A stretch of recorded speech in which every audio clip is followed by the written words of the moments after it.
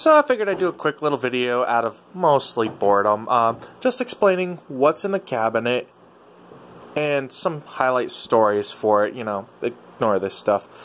So, let's start with the newest gun.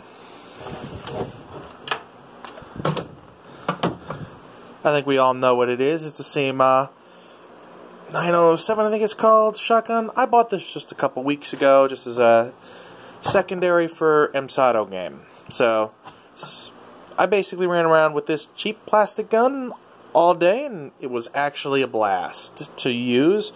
I had a similar one that I bought at Buffalo Battleground a couple years ago. That one broke. They're so inexpensive, I figured, the price that it would cost to fix it, I can just get a new one. So that's the newest one. Now, the rest of these are much older, alright?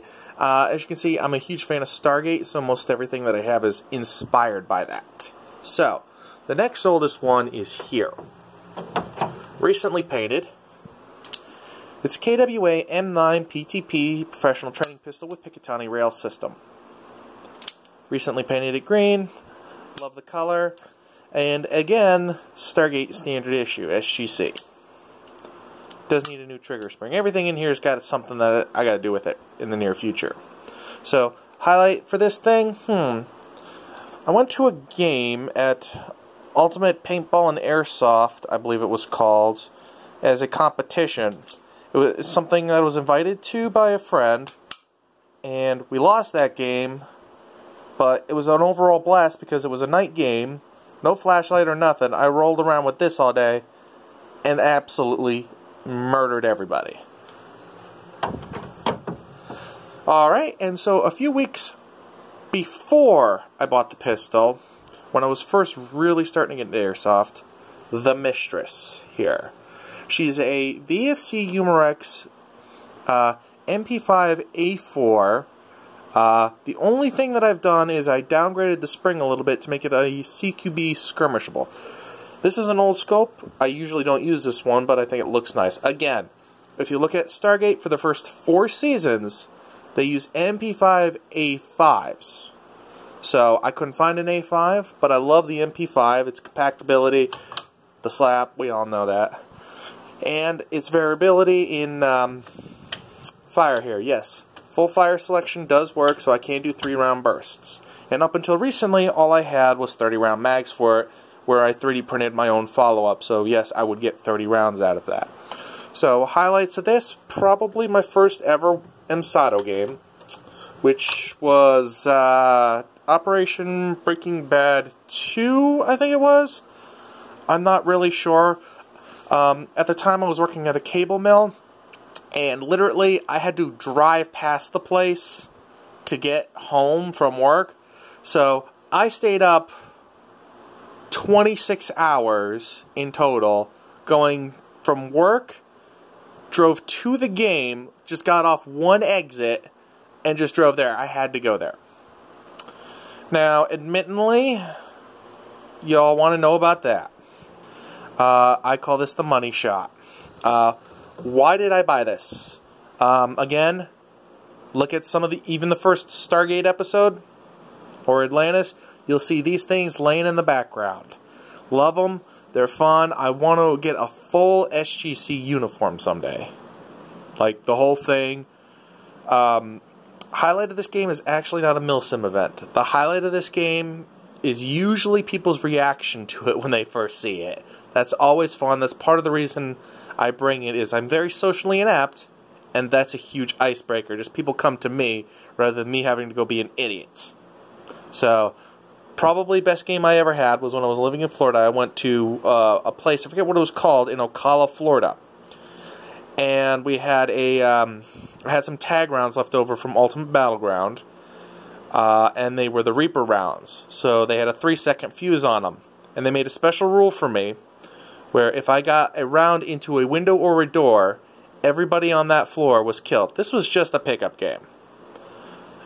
I put one right in the window. And the best part is, it's a Reaper round. 3 seconds, I was pretty close. So they all had just a few seconds to contemplate their fate. So it's punk, fuck,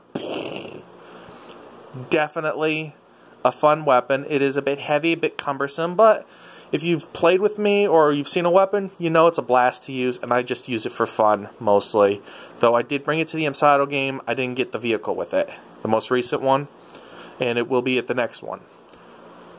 This is the oldest gun that I have. This is the pride and joy of the fleet right here. I call her Patricia. She's an Echo 1 M14 EBR. Some of my earliest videos she's in, and there's even one by, I think his name is MD Spaghetti. He tried using this. You really have to bulk up to be able to use this weapon. In total, she weighs 10.5 pounds, last time I checked. But she's really, really my baby. She was most recently at the Emsato Breaking Bad game. I forget what that one was called, in Wallingford, Connecticut. Shout out to you guys. Definitely fun gun to use. Once or twice when the wind's blowing back to you, you can get the 300 foot shot with it. Very rarely. She does about 450. I bought her. She was like the first real airsoft gun I ever bought. She comes from North Tonawanda, New York, Buffalo Battlegrounds. That's where I purchased her. Probably the highlight for games that I've ever used her for. Most definitely Operation Widowmaker 7.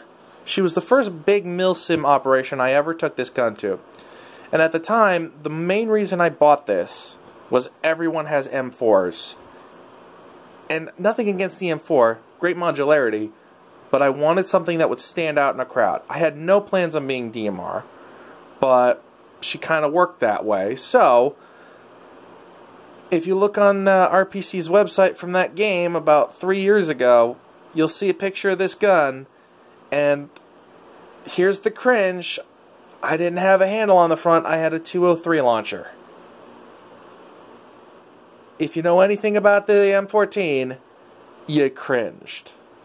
So I figured I'd just give a quick breakdown. This is my working CVD 700 Geiger counter, and this is a tank radio from a, I think it's a M48 or an M4, I'm not really sure, but I have a fascination with radiation, and this has got dials with it and everything that are radioactive. Ooh, I'm gonna die. Alright, I figured I'd do that. 8-minute mark is good enough.